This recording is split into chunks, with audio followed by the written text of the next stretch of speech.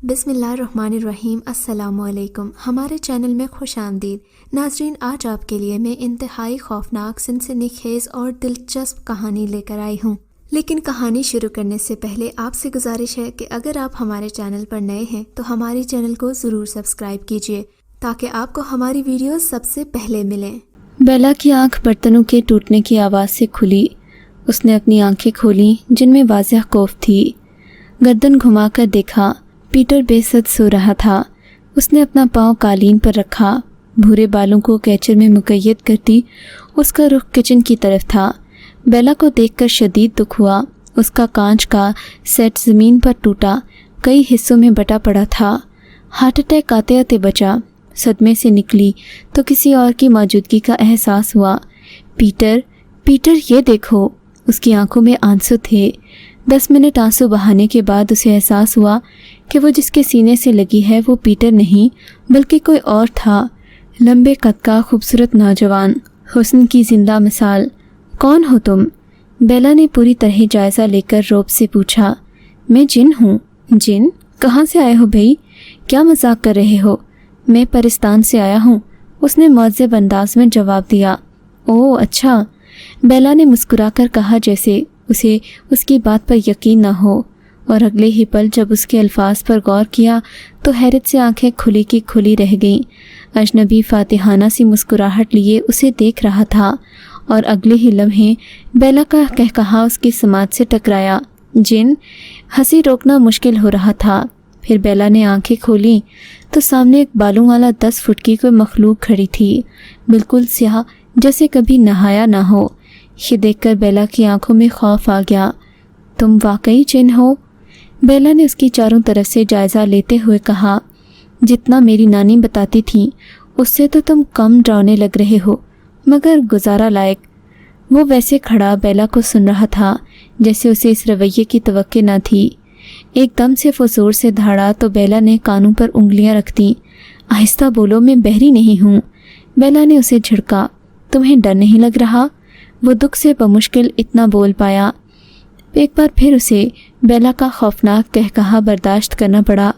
अब वो दूसरे रूप में आ चुका था। वैसे तुम्हारा नाम क्या है? बेला ने मज़े से पूछा। मेरा नाम केन है, केन ने ठंडी सांस खारिज करते हुए कहा। ये कौन है? पीटर ने किचन में दाखिल होते पूछा। ये तो बेला को समझ नहीं आ रहा था कि क्या जवाब दे। मैं जिन हूँ, केन ने आगे बढ़कर गर्मजोशी से अपना तारुफ करवाया। हाय, मैं पीटर।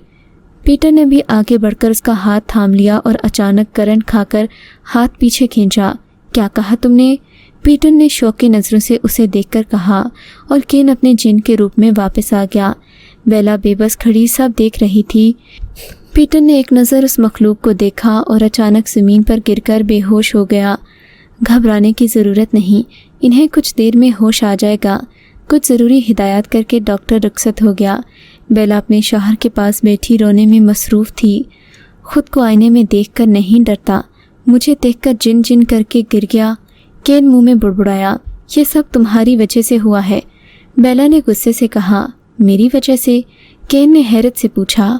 हाँ, तुम्हारी वजह से। तुम ही जिन बने हुए थे ना। अगर मेरे शौहर को कुछ हुआ तो मैं तुम्हें छोड़ूंगी नहीं। केन हक्का बक्का खड़ा रहा। उसने एक नज़र पीटर पर डाली जो सोते हुए अपने काले रंग की वजह से बहुत खौफनाक लग रहा था। वो बेला के पीछे आ गया। 2 घंटे बाद पीटर ने अपनी जर्द मोटी आंखें खोलीं तो सामने केन नज़र आया।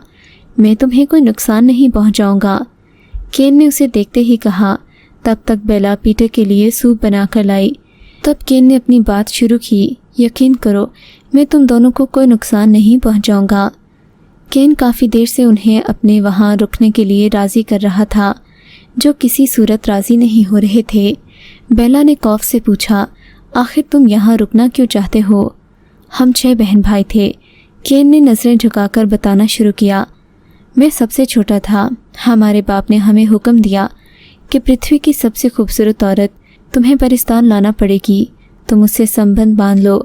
सब अपनी अपनी पसंद की चुन लाए, मगर मैं नाकाम रहा। फिर एक दिन आपको एक पार्टी में देखा। मैं वहाँ किसी लड़की की तलाश में था।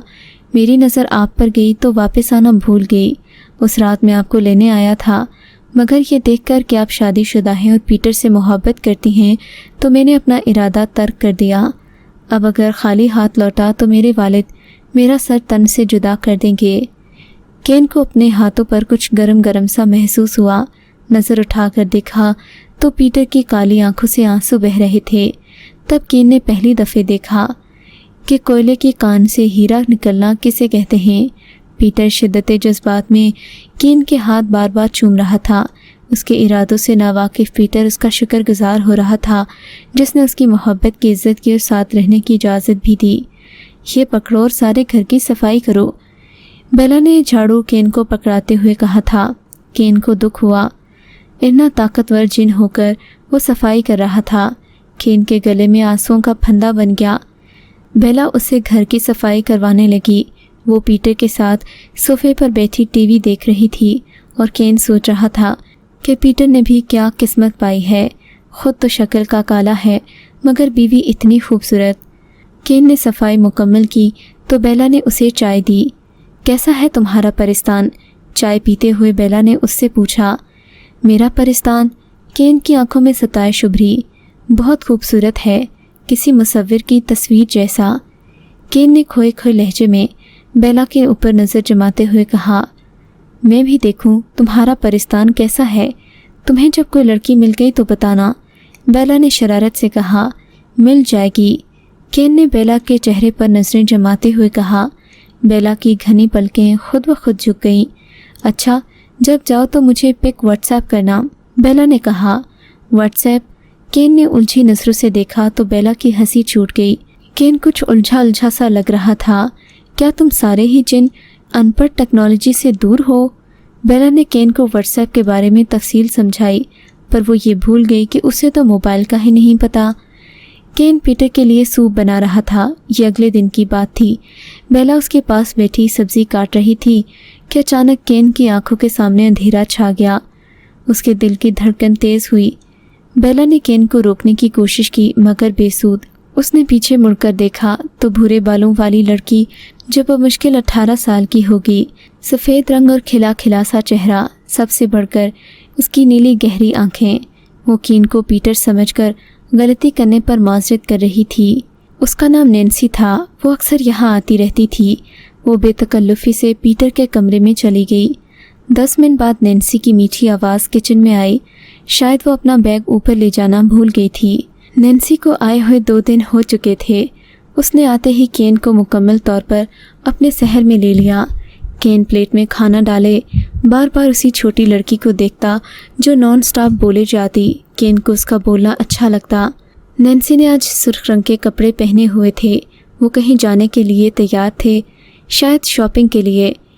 बेला ने केन को घर का ध्यान रखने का कहा और साथ ही कहा कि पूरे घर की सफाई कर लेना। केन दुख से उसे सुनता रह गया। मरता क्या न करता। बेला की मोहब्बत ने उसने सारे घर की सफाई कर डाली, लेकिन अब उसे महसूस हो रहा था कि बेला नहीं, उसके दिल में नैन्सी बसती जा रही है। 7:30 बज गए थे, मतलब कि उनके आने का वक्त हो रहा था। केन ने जल्दी से कपड़े हैंग करके वापस रखे। डोरबेल बजी। उसने दरवाज़ा खोला। देखा तो वहाँ नैन्सी अकेली खड़ी थी, हाथ में शॉपिंग बैग थामे। केन दरवाजे से हट गया। उसने देखा नैन्सी की चाल में वाज़ेह लड़खड़ाहट थी, मतलब कि वो ड्रिंक करके आई थी। बेला और पीटर कहाँ हैं? केन ने दरवाज़ा बंद करते हुए पूछा। नैन्सी ने बताया कि उन्हें कोई पुराना दोस्त मिल गया था। उसने बमुश्किल कहा था। केन के लिए उसे संभालना मुश्किल हो रहा था और फिर उसने नैन्सी को कंधे का सहारा देकर कमरे तक पहुंचाया। सुबह उसकी आंख अलार्म की आवाज़ से खुली। केन ने आंखें खोली तो उसे किसी वजूद की मौजूदगी का एहसास हुआ। देखा तो नैन्सी के कमरे में ही वो खुद भी सो गया था। केन के सामने सारी रात का मंजर फिल्म की तरह घूम गया। आई एम सॉरी बेला, केन ने दर्द से कहा। शायद वो यहीं पर सो गया था। वो शर्मिंदगी से उठा और फ्रेश होकर किचन में गया, मगर उसके दिमाग में हलचल सी हो रही थी। अगले दिन की बात है। घर में गहमा गहमी हो रही थी। बेला एक शानदार पार्टी अपने दोस्तों को देना चाहती थी। केन की ज़ोरदार जिद और नैन्सी की सिफारिश पर पार्टी के कार्ड ब्लैक और पिंक करके बनवाए गए थे। पूरे घर को दुल्हन की तरह सजाया गया। सबको कार्ड भिजवाए गए।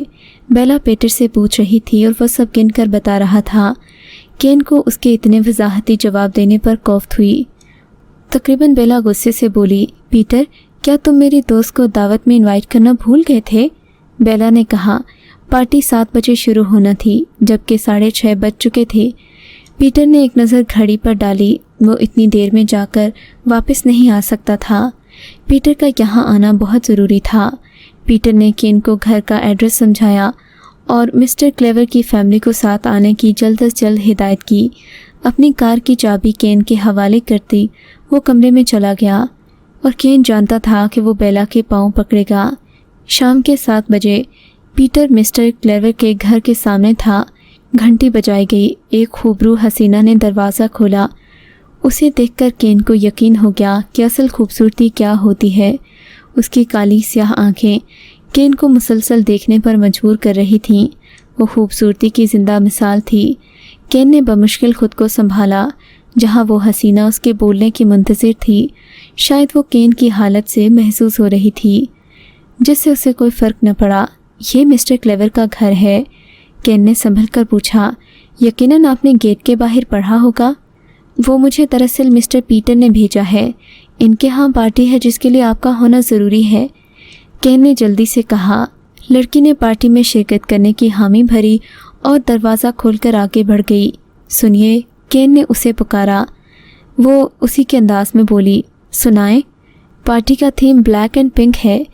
केन की बात मुकम्मल होने से पहले वो मुस्कुराकर चली गई, जैसे वो समझ गई हो। ठीक 15 मिनट के बाद वो हसीना अपने हुस्न के जलवे बखेरती लॉन्च में दाखिल हुई। उसने पिंक कलर का ड्रेस ज़ेबतन किया हुआ था जबकि मेकअप ब्लैक कलर का था। वो सच में किसी रियासत की शहज़ादी लग रही थी। ठीक 8 बजे पार्टी में सब लोग पहुंच चुके थे। बेला अपनी दोस्तों से महवे गुफ्तगू थी कि अचानक उसकी नज़र अपनी सहेली जस्टिन पर पड़ी, जो बेहद खूबसूरत लग रही थी। जस्टिन का मेकअप पूरी पार्टी में सबसे अच्छा था। बेला का मुंह उसे देखते ही हैरत से खुल गया था। खाने के बाद सभी कपल्स डांस कर रहे थे। नैन्सी अपनी दोस्त के साथ बातें करती खिलखिलाती हंस रही थी। उसने ब्लैक कलर का ड्रेस पहना था। केन ने नोटिस किया कि वो ब्लैक कलर को पसंद करती है। नैन्सी ड्रिंक भी बहुत ज़्यादा कर रही थी। इस कदर खूबसूरत लड़कियां पिंक कलर में देखकर केन का भी संभलना मुश्किल हो रहा था। थोड़ी देर के बाद केन जस्टिन के साथ डांस करने लगा, जिसे देखकर नैन्सी आग बगोला हो गई। पार्टी ख़त्म हुई तो वो बहुत सख्त नाराज़ थी। रात का 1 बज रहा था। बारिश शुरू हो चुकी थी। सारे मेहमान जा चुके थे, जबकि जस्टिन को रुकने के लिए बेला मजबूर कर रही थी। यार, मैं मामा को बताकर नहीं आई, जस्टिन ने कहा और किसी और दिन आने का वादा किया। फिर उसने घर जाने के लिए केन को गाड़ी ड्राइव करने का कहा। इस बात पर केन बखुशी मान गया। नैन्सी ने इस बात का नोटिस भी लिया। अब उसका मूड मुकम्मल ऑफ हो चुका था। उसका बस नहीं चल रहा था कि वो भी कार में बैठ जाए। बारिश की बूंदें कार के शीशों से टकरा रही थीं। गाड़ी आहिस्ता आहिस्ता मंजिल की तरफ बढ़ रही थी। साथ में केन और जस्टिन हल्की फुल्की गुफ्तगू कर रहे थे। 2 घंटे गुजर चुके थे। अब नैने मज़ीद नहीं रुक सकती थी। नैन्सी ने कोट उठाया, कार की चाबी उठाई, एक नज़र देखा जहां पीटर और बेला सो रहे थे। एहतियात से दरवाज़ा बंद किया और जस्टिन के घर की तरफ गाड़ी दौड़ा दी। नैन्सी सड़क के किनारे गाड़ी रोककर छतरी तानकर जस्टिन के घर की तरफ चल दी। सारे घर की लाइट्स ऑन थीं। वहाँ एक छोटा सा लकड़ी का दरवाज़ा था जिसे नैन्सी ने बआसानी पार किया, लेकिन सामने का मंजर देखकर उसके कदम डगमगा गए। उसकी नज़रें सामने वाले मंजर पर जम गई थीं।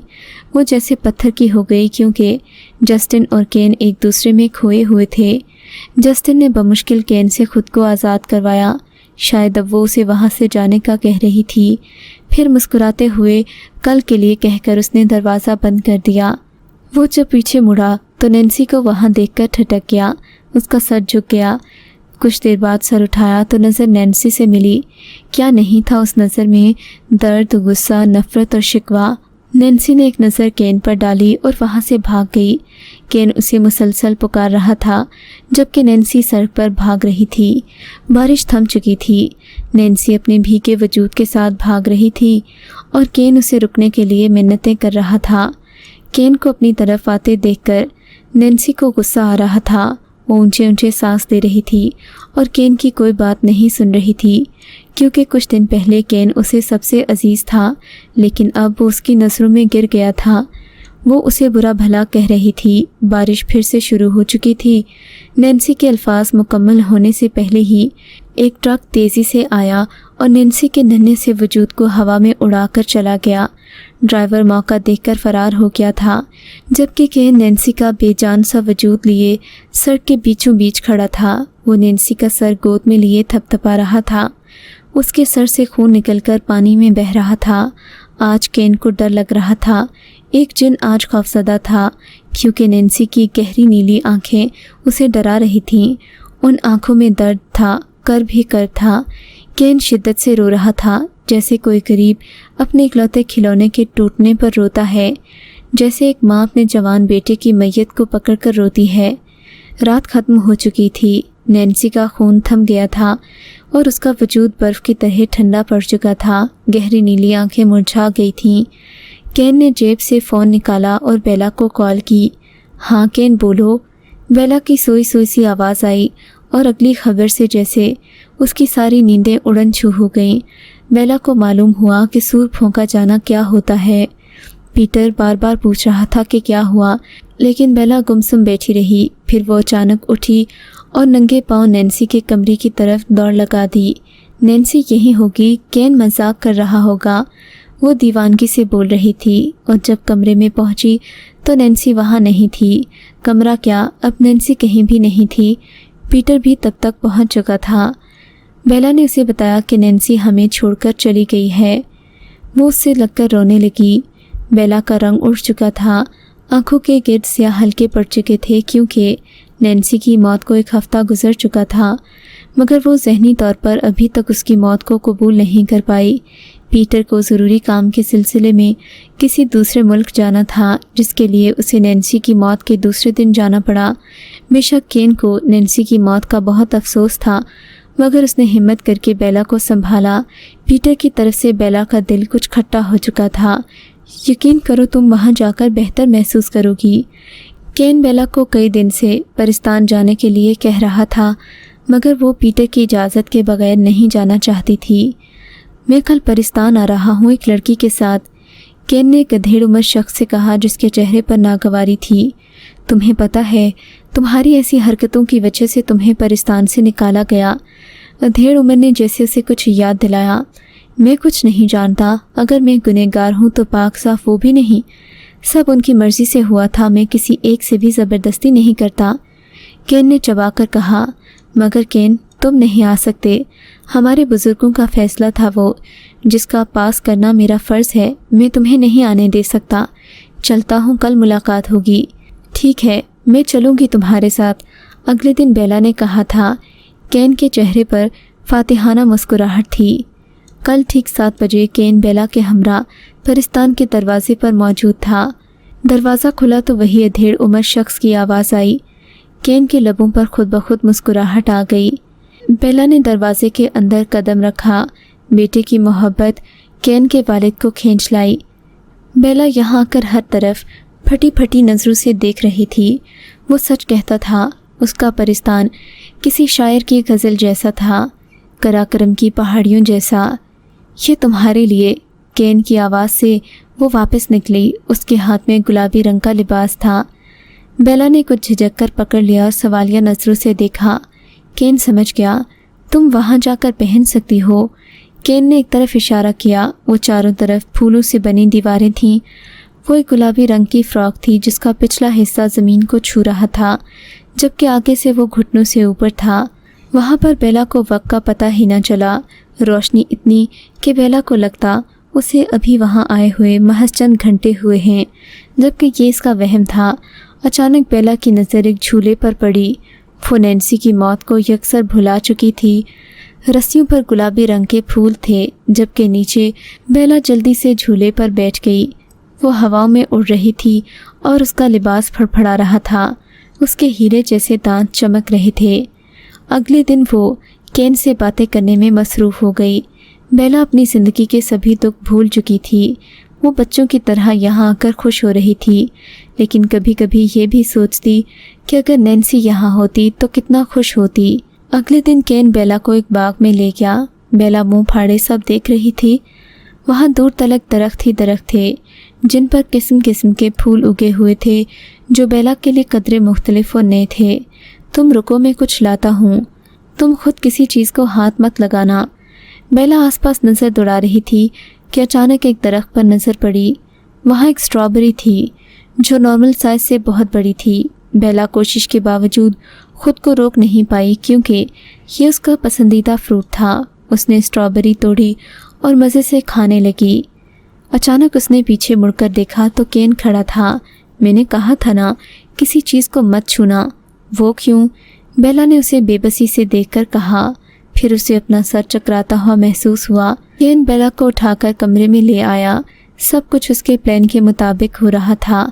बेला मोहब्बत पाश नज़रों से केन को देख रही थी। उसे जैसे कुछ याद नहीं था। केन ने उसे फिक्रमंदी से कहा, क्या हुआ बेला? बेला की आंख खुली तो उसने कमरे में नज़र दौड़ाई। वो घर पर नहीं थी। उसका सर चकरा रहा था। बेला को अपने साथ किसी की मौजूदगी का एहसास हुआ। उसने आंखें झपक कर देखा तो वो केन के पास ही पड़ी थी। बेला का दिमाग मफलूज हो रहा था। नहीं, मैं पीटर के साथ बेवफाई नहीं कर सकती। उसके चेहरे पर मोटे मोटे आंसू थे। आंसू के साथ हिचकियाँ भी शामिल हो रही थीं। अचानक उसे अपने कंधे पर किसी का हाथ महसूस हुआ। देखा तो केन खड़ा था। केन बेला के घुटनों में बैठ गया। बेला, मुझे माफ़ कर दो। केन, मुझे घर जाना है, बेला ने कांपती आवाज़ में कहा। बेला, मुझसे गलती हो गई, मुझे माफ़ कर दो। बेला सख्त लहजे में बोली। मैंने कहा ना, मुझे घर जाना है। केन उठ खड़ा हुआ। उसे बेला के आंसू तकलीफ़ पहुंचा रहे थे। बेशक बेला के नज़दीक आने का यही रास्ता था, मगर वो उससे मोहब्बत करता था। कुछ देर में बेला केन के हमरा घर में दाखिल हुई। सामने परेशान हाल पीटर नज़र आया। बेला को गिल्टी फील हुआ। गर्दन खुद ब खुद झुक गई। तो तुम इतने दिनों से इसके साथ थी? मैं यहाँ ढूंढ ढूंढ कर पागल हो रहा हूँ। पीटर देखते ही गुस्से से फट पड़ा। बेला के लिए ये लहजा कदरे नया था। उसकी गिल्टी दूर जा सोई। तुम भी तो रहते हो पीटर, मगर मैंने कभी कुछ नहीं कहा। मैं कुछ देर के लिए चली गई तो तुम हम पर शक कर रहे हो। तुम मुझे यहाँ रोता छोड़कर चले गए थे और केन ने मुझे संभाला। बेला ने दूबदूं जवाब दिया और ठक ठक करती कमरे में चली गई और दरवाज़ा गुस्से से बंद कर दिया। वो पीटर के सामने से हटना चाहती थी। अगले दिन की बात है। अगले दिन पीटर का गुस्सा ठंडा हुआ तो उसे अपनी नाकर्दा गम का एहसास हुआ। वो माफ़ी की नीयत से कमरे में आया, मगर बेला कमरे में मौजूद नहीं थी। कमरे से मुसलसल सिसकियों की आवाज़ आ रही थी। बाथरूम का दरवाज़ा बंद था। बेला घुटनों में सर छुपाए रो रही थी। उसका सारा वजूद सर्दी से कांप रहा था। पीटर के दिल को कुछ हुआ। उसे खुद पर गुस्सा आया। वो दौड़कर बेला के पास गया। उसकी आंखों में किसी अनदेखी चीज़ का खौफ था और वो पीटर को खो देने का खौफ था। बेला पीटर के साथ लगकर रोने लगी और फिर वो बेहोश हो गई। पीटर उसे अस्पताल लेकर गया, मगर उसकी समझ में ना आ रहा था कि आखिर बेला को हुआ क्या है। रात के 12 बजे बेला की आंख खुली। घड़ी की ठक ठक के अलावा पूरे कमरे में सन्नाटा था। बेला का सर अभी तक भारी था और ज़ख्मों में दर्द की टीसें उठ रही थीं। बेला कराहती हुई उठी। उसे कमरे में घुटन हो रही थी। एकदम वो बाहर आई तो उसे ठंडी हवा ने इस्तकबाल किया। बेला को बेचैनी हुई। वो वापस अपने कमरे में आकर लेट गई। उसकी आंख पीटर की आवाज़ पर खुली। सूरज की रोशनी हर तरफ फैल चुकी थी। पीटर का मुस्कुराता चेहरा उसे ज़िंदगी में खुशामदीद कह रहा था। बेला की आंखों में अजीब सा खौफ था। अगले दिन डॉक्टर ने उन्हें खुशखबरी दी कि आप माँ बाप बनने वाले हैं। पीटर और बेला दोनों ही हैरान हुए। पीटर तो तब से बोले जा रहा था। वो बच्चे के मुस्तकबिल को लेकर मंसूबे बना रहा था। उसके लहजे से खुशी टपक रही थी। अगले दिन वो पूरा मंसूबा बना चुके थे कि वो कहाँ कहाँ से शॉपिंग करेंगे। 2 माह गुजर चुके थे। बेला को मुसलसल तकलीफ़ हो रही थी। नॉर्मल बच्चे के निस्बत बच्चे का वज़न बहुत भारी महसूस हो रहा था। बेला को शक गुजरता कि उसके पेट के साथ जैसे किसी ने मन्नू पत्थर बांध दिए हों। आज मामूल के ख़िलाफ़ बेला काफ़ी बेहतर थी, इसलिए पीटर ऑफिस चला गया। डॉक्टर मार्क ट्वेन का नंबर उसकी स्क्रीन पर जगमगा रहा था। वो परेशान सी केन के हमराह अस्पताल पहुंच गई। डॉक्टर मार्टिन का लहजा इंतहाई परेशान कुन था और फिर इन्होंने जो बात कही वो सुनकर उसके पाँव से वक्ती तौर पर ज़मीन वाकई खिसक गई। डॉक्टर ने बताया कि आपके पेट में कोई नॉर्मल बच्चा नहीं है, बल्कि ये किसी इंसान का बच्चा नहीं, इसकी ग्रोथ एबनॉर्मल है। डॉक्टर मार्टिन ने उसके सर पर बम फोड़ा था। उसकी जान को ख़तरा हो सकता था क्योंकि बच्चे का वज़न ख़तरनाक हद तक बढ़ रहा था। केन ने बेला को हिलाने की भी कोशिश नहीं की। वो उसकी कैफियत से वाकिफ़ था। सारा रास्ता खामोशी से कट गया, मगर केन तय कर चुका था कि उसे क्या करना है। बेला चौथे महीने में मुश्किल से वज़न उठा पा रही थी। दिन ब दिन उसकी तबीयत गिरती जा रही थी। अब उसे लग रहा था कि उसे अबॉर्शन करवा लेना चाहिए। दूसरी तरफ पीटर को भी यही लग रहा था।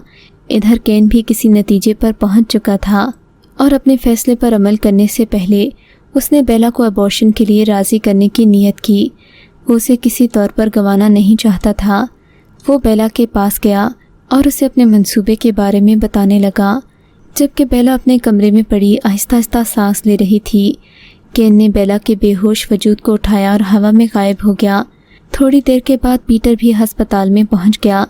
केन ने उसे बताया कि वो सीढ़ियों से गिर गई थी। मैं बाज़ार गया हुआ था, ये अकेली थी। डॉक्टर ने उन्हें बताया कि अब मरीज़ा ख़तरे से बाहर है। अगर आप उन्हें वक्त पर ना लाते तो उनका बचना मुश्किल था। जबकि बेला का बच्चा ज़ाया हो चुका था और पीटर को इस बात पर शदीद गम का एहसास हुआ। बेला जानती थी कि पीटर की मुस्कुराहट नकली है। उसने कई बार खिलौनों से लिपटकर उसे रोता देखा था। अब बेला कभी माँ नहीं बन सकती थी। ये दुख उसे दीमक की तरह चाट रहा था। वो नज़रें नहीं उठाती, हमेशा गुमसुम सी रहती। चलो कहीं बाहर चलते हैं, काफ़ी दिन हो गए, पीटर ने उससे कहा था। बेला ने महज सर हिला दिया, जबकि केन दिल से मुस्कुरा दिया। उसने पहला पत्ता फेंक दिया था।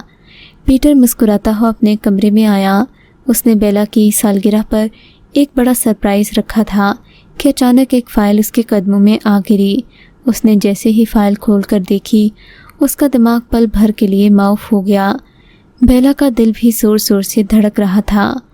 जुमला उसके मुंह में था कि पीटर ने फ़ाइल उसके आगे कर दी। बेला की रगों में भी दौड़ता हुआ खून मुंजमद हो गया। जा तो तुम रहे थे, मगर सिर्फ तुम, पीटर ने सख्ती से कहा। आखिर क्या कमी थी मेरी मोहब्बत में बेला? मैंने क्या गुनाह किया था जिसकी तुमने मुझे ये सज़ा दी? बेला खामोश थी। पीटर उसे झंझोड़ रहा था। उसके लब खामोश थे। पीटर उसे बुरा भला कहने लगा। दफ़ा हो जा यहाँ से। बेला ने दर्द से पलकें उठाईं। आंसू उसके गालों पर बहने लगे। पीटर, मेरी बात सुनो। बेला ने पीटर के कंधे पर हाथ रखना चाहा। उसने बेदर्दी से उसे धकेल दिया। फॉर गॉड सेक बेला, कुछ मत कहना, कुछ भी मत कहना, मुझे तुम्हें छोड़ने में तकलीफ़ होगी, वो हाथ जोड़ते हुए कह रहा था। पीटर ने निगाह आसपास दौड़ाई और केन का हाथ पकड़कर बेला के हाथ में थमा दिया। तुम मुझे पहले कह देती तो मैं आराम से हट जाता, मगर तुम्हारी आंखों में आंसू नहीं देख सकता। मोहब्बत करता होना तुमसे। पीटर दुख से मुस्कुराया निकल गया। 12 बज चुके थे। नींद कोसों दूर थी। केन दिल बहलाने की हर मुमकिन कोशिश कर रहा था, जबकि बेला बुत की तरह बैठी थी। वो 7 घंटों से ऐसी ही बैठी थी। उसके गालों पर आंसू जम चुके थे। वो खुद को तन्हा महसूस कर रही थी। अगले दिन वो पीटर से तलाक ले चुकी थी। उसने पीटर और जस्टी को तस्वीरों में मुस्कुराता देखा था, जिनकी शादी अब करीब ही थी। 1 साल में पीटर बेला का नाम भी भूल चुका था। उसने केन का हाथ थाम लिया, जिसने एक पल के लिए भी उसे तन्हा नहीं छोड़ा था। तुम तैयार हो मेरे परिस्तान की शहजादी बनने के लिए? बेला मुस्कुरा दी। जिन ने अपनी मोहब्बत पाली और बेला के रेशमी बाल हवा में लहराने लगे। उसकी गुलाबी फ्रॉक हवा में फड़फड़ा रही थी। उन दोनों को एक दूसरे की मंजिल मिल गई थी। अगर आपको ये कहानी अच्छी लगी है तो इस वीडियो को लाइक कीजिए और इस तरह की मज़ीद वीडियोस देखने के लिए हमारे चैनल को सब्सक्राइब कीजिए। और हाँ, अगर आपकी किसी दोस्त, रिश्तेदार या बहन के साथ खुदा न करे ऐसा कोई वाक़या पेश आया है तो हमें कमेंट सेक्शन में उसके बारे में ज़रूर बताइए।